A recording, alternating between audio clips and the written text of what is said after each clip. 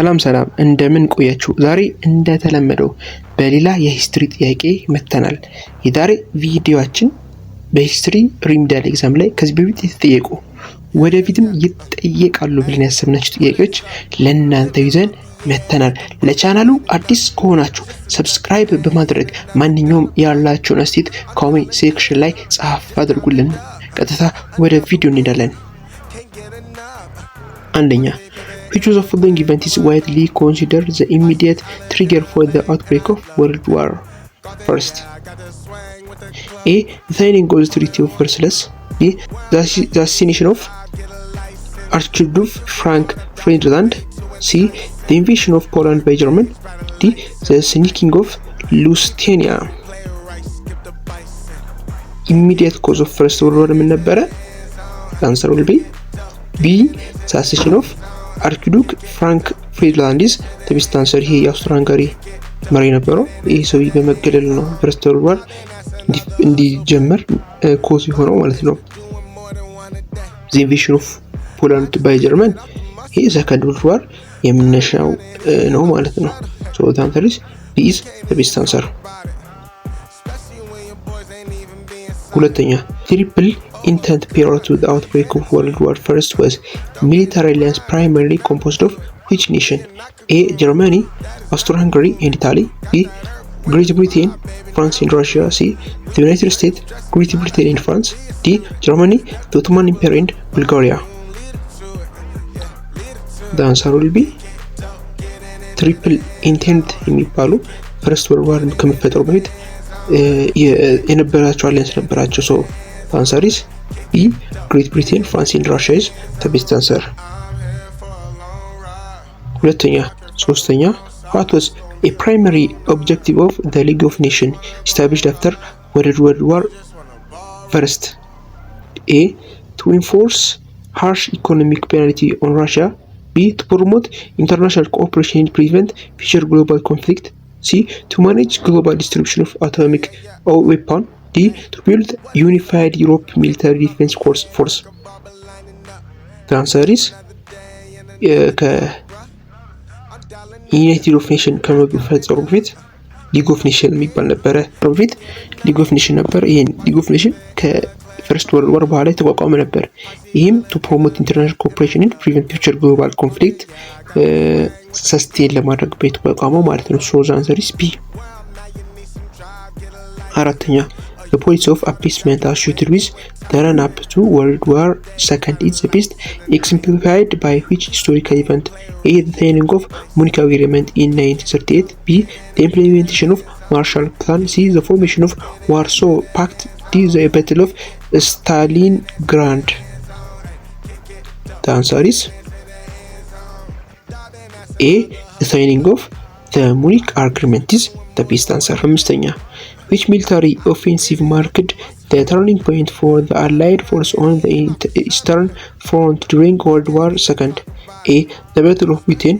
B. The attack on Pearl Harbor. C. The Battle of Stalingrad. D. The invasion of Normandy or D-Day. The answer is C. The Battle of Stalingrad is the best answer. ስድስተኛ, the primary blueprint for the modern United Nations was formed during which wartime conference? A. The Berlin Conference. B. The Yalta Conference. C. The San Francisco Conference. D. The Paris Peace Conference. The answer is C. The San Francisco Conference. ሳን ፍራንሲስኮ ነው ለመጀመሪያ ጊዜ ዩናይትድ ኔሽን ፎርም እንዲደረጉ ኮንፈረንስ የተደረገው ማለት ነው። ሰባተኛ, which body of the United Nations hold the primary responsible for maintaining international peace and security? A. General Assembly. B. The Internal Court of Justice. C. Security Council. D. Economic and Social Council. ዩናይትድ ኔሽን ውስጥ የተለያዩ ሰብ ግሩፖች አሉ፣ ሰብ አድሚኒስትሬተሮች አሉ። ከነዛ አድሚኒስትሬተሮች መካከል በዋነኝነት ወርልድ ላይ ፒስ ኤንድ ሴኩሪቲ ፎከስ አድርጎ የሚሰራው ሲ the Security Council is the best answer. ስምንተኛ, who are the first permanent members P5 of the United Nations Security Council who possess absolute veto power? A. USA, UK, France, Russia and China. B. B. USA, UK, Germany, Japan and Russia. C. USA, Russia, China, India and Brazil. D. UK, France, Italy, Germany and China. The answer will be አምስቱ ቋሚ መቀመጫ ያላቸው አሉ ሴኩሪቲ ካውንስሎች ውስጥ እነዛ ማን ናቸው? ይሄ ነው አይደለ? ዩናይትድ ስቴትስ ኦፍ አሜሪካ፣ UK, France, Russia and China is the best answer. ዘጠነኛ unlike its predecessor or the League of Nations, United Nations organization was structurally empowered to do which of the following? A. Abolish independent sovereign border globally. B. Authorize military enforcement action to uphold international peace. C. Legalize laws that override internal domestic criminal code. D. Prevent member nation from forming localized economic trade agreement. United Nations እና ሊግ ኦፍ ኔሽን ብዙም አይለያዩም ቱ ቢሆንስ ግን ጀስት እንደው ሲቋቋም ዩናይትድ ኔሽን ከሊግ ኦፍ ኔሽን መለየት አለበት የተሻለ ነገር መስራት አለበት ተብሎ የታሰበው ነገር ነበር። ያ ምንድነው ነው? ሶ ዛንተሪስ ቢ ነበረ። አውቶራይዝ ሚሊታሪ ኢንፎርስመንት አክሽን ቱ አፖል ኢንተርናሽናል ፒስ ነው የሚለው።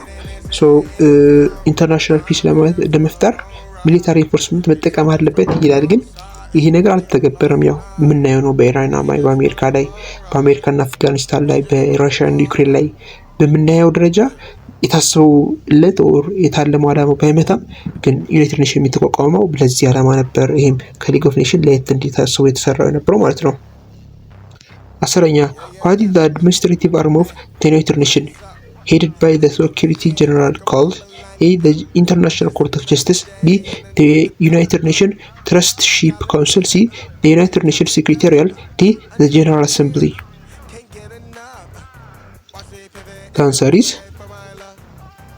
administrative arm ወይ ዋነኛው አርሚው ማን ነው? or United Nations administrative arm for head የሚያደርገው ማን ነው? C. The United Secretariat is the best answer. 11. The logical divide between capitalist Western Bloc and socialist Western Bloc was famously termed the Iron Trussman. B. Winston Churchill. C. Joseph Stalin. D. Franklin. B. Winston Churchill ነው አይደል?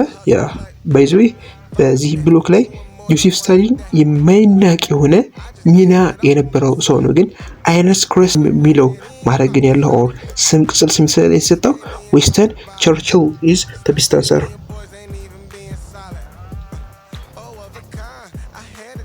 The Truman Doctrine was an American foreign policy strategy explicitly designed to achieve which objective? A. The rapid colonization of East African territory. B. The total military destruction of the Soviet mainland. C. The containment of geopolitical Soviet or communist expansion. D. The unification of global currency under the US dollar. What will be the answer? The answer is C ነው አይደለ? The containment of geopolitical Soviet and communist expansion is the best answer. ያው በቀዝቃዛ ወር ኮልድ ዋር ጊዜ አሜሪካን ሶቪየት ለማዳከም ሶቪየትን ደግሞ አሜሪካ ለማዳከም የተለያየ አይነት ስትራቴጂ ነበራቸው። የአሜሪካ ስትራቴጂ ከዛ መካከል ትሩማን ዶክትሪን የሚባል ነበር። ይህም ዶክትሪን በዋነኝነት የሚያጠነጥነው እንዴት ጂኦፖለቲካልና የሶቪየትና ኮሚኒስት ኤክስፓንሽንን እንዴት እንገታለን ኦር ኮንታሚኔት እናደርጋለን የሚል ይገኝበታል በዚህ ዶክትሪ ማለት ነው። 13. Which military alliance was formed by the 1915 by the Soviet Union and its satellite nations in direct response to West Germany joined NATO? A. Warsaw Pact. B. The Triple Alliance. C. The European Union. D. The Non-Aligned Movement. Which military alliance was formed in 1915 the Soviet Union and its satellite nation in direct response to West Germany joined NATO? A. The Warsaw Pact. B. The Triple Alliance. C. The European Union. D. The Non-Aligned Movement. The answer is A. The Warsaw Pact is the best answer. 14. What dangerous Cold War event brought the United States and the Soviet Union close to direct nuclear confrontation? A. The Berlin Art Lift. B. The Korean War. C. The Cuba Missile Crisis. D. The Vietnam War. The answer is C. The Cuban ሚሳይል ክራይሲስ ዘ ቤስት አንሰር። በዛኔ በኮልድ ዋር ጊዜ ኩባ እንደምታውቁት ለአሜሪካ ቅርብ ሀገር ነች። ሶ ራሽያዎች ሚሳኤላቸውን የተለያየ እንትናቸውን ኩባ ላይ አስቀምጠው ነበረ። በተመሳሳይ አሜሪካኖች ደግሞ ቱርክ ላይ እንደዛው አስቀምጠው ነበር። ሶ እርስ በርስ የኒውክሌር ጦርነት ይነሳል ተብሎ ተሰግቶበት ኦልሬዲ ተነስቷል ተብሎ ሊታሰብ አድርጎ የነበረው ኩባ ሚሳይል ክራይሲስ was the best answer። 15 What policy did nations like India, Egypt and Yugoslavia adopt to avoid joining either the US or Soviet military alliance during the Cold War? A. Marshall Plan. B. Non-aligned movement. C. The open door policy. D. Warsaw strategy. The answer was B. Non-alignment. Best answer. ይሄ non-aligned movement ሁለቱም ብሎክ አለመሆን ነው። ሁለቱም ጋር ኢኮኖሚክ ሚሊታሪ ሪሌሽን መፍጠር የሚለው ነበር የሚከተሉት ማለት ነው። 16 which of the following battle serves as a historic symbol of successful African military resistance against European colonization? A. The Battle of Omdurman. B. The Battle of Adwa. C. The Battle of Blood River. C. The Battle of Algiers. D. The Battle of Algiers. The answer is B. The Battle of Adwa. 17 The Manji Rebellion was an armed anti-colonial resistance against oppressive taxation and forced labor imposed by which European power? A. Great Britain in Kenya. B. France in West Africa. C. Germany in Tanganyika. D. Belgium in Congo. What will be the answer? ማጂ ሪቤሊዮን የምላቸው ሪቤሊዮን ነበራቸው። እነዚህ የተለያዩ ታክሶችን የተለያዩ የመንግስት ላይ ይጠርባቸው ነበር ተጽዕኖችን በመቃወም ያደረጉት ሪቤሊዮን ተቃውሞ ነበር። ይህም ማን ላይ ነበረ? ታንጋኒካ ላይ ጀርመን ላይ ነበር ማለት ነው። ጀርመን ነበረች የቀኝ ግዛት ነበረች ታንጋኒካ የጀርመን። 18 What was primary divide factor behind early primary resistance movement led by traditional African rulers against European colonizer? A. A desire to establish Western-style democratic parliament. B. Defense of sovereign land, cultural autonomy and traditional authority. C. An attempt to integrate African economies into the European market. D. To gain access to European industrial machinery. The answer is B. Defense of Soviet land, cultural autonomy and traditional authorities. The best answer. 19 The Muamua uprising in 1915 was a military nationalist revolt centered around land disposition and political rights in the which African country? A. Ghana. B. Algeria. C. Kenya. D. Nigeria. The answer is C. Kenya is the best answer. Hanya. Which West African kingdom fiercely resisted French colonial expansion under the military leadership of Samori Touré in the last 19th century? A. The Musolo Empire. B. The Sant Empire. C. The Kingdom of Dahomey. D. The Sakot Caliphate. The answer is A. Musolo's Empire ነበረ። በዛን ጊዜ ፍራንሶችን በደንብ ሳሞራ ቱሪ አማካኝነት ተመርተው ሊድ ተደርገው ብዙ ሬዚስታንስ እና ፍራንስ ኮሎኒያል ፓወር ላይ ብዙ ዲስትራክሽን ማድረስ ችሎ ነበረ። 21ኛ who is widely considered one of the primary intellectual father of Pan-Africanism and organized the history 1919 Pan-African Congress in Paris? A. Kwame Nkrumah. B. W.E.B. Du Bois. C. Marcus Garvey. D. Jomo Kenyatta. The answer is B. W.E.B. Du Bois is the best answer.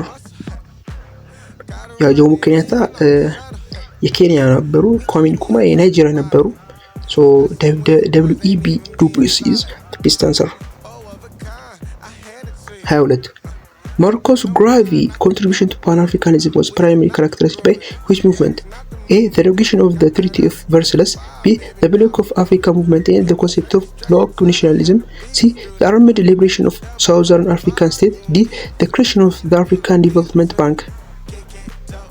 The answer will be B. The Bloc to Africa movement and the concept of black nationalism is the best answer. 23 The 5th Pan-African Congress held in Manchester in 1945 was historically significant because it marked a shift toward which objective? A. Relying solely on European charity to develop African color.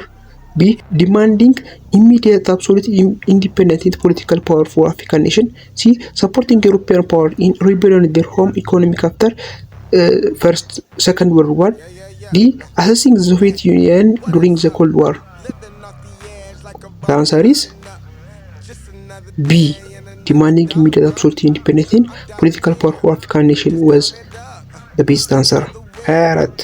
Which African leader famously stated that our independence is meaningless unless it is linked up with the total liberation of the African continent? A. Haile Selassie the First. B. Julius Nyerere. C. Kwame Nkrumah. D. Nelson Mandela. The answer is C. Kwame Nkrumah is the best answer. Kwame Nkrumah ኢምፐረር ኃይለ ሥላሴ ጆሞ ኬንያታ ብዙ ሲግኒፊካንት ኢምፓክት ያመጡ ነበሩ በወቅቱ ኮሎኒያል ኦር ነን ኮሎኒያል ሙቭመንት ላይ ኦር ኮሎኒያል ሙቭመንትን በመቃወም ይሄ ንግግር የኳሜ ንክሩማ ነበር ማለት ነው። Pan-Africanism can best be defined as a philosophical and political ideology aimed at achieving what? A. The division of African ethnic group into separate micro-states. B. The cultural and political unification of all people of African descent globally. C. The adoption of European language across all African school system. D. The economic isolation of Africa from international trade. Pan-Africanism በዋነኝነት የሚያጠነጥነው የትኛው አይዲዮሎጂ ላይ ነበር ነው? የትኛው ነበር? which ዲ አይሆንም። ኢኮኖሚክ አይዞሌሽን አፍሪካ ፍሮም ኢንተርናሽናል ትሬድ ሊሆን አይችልም።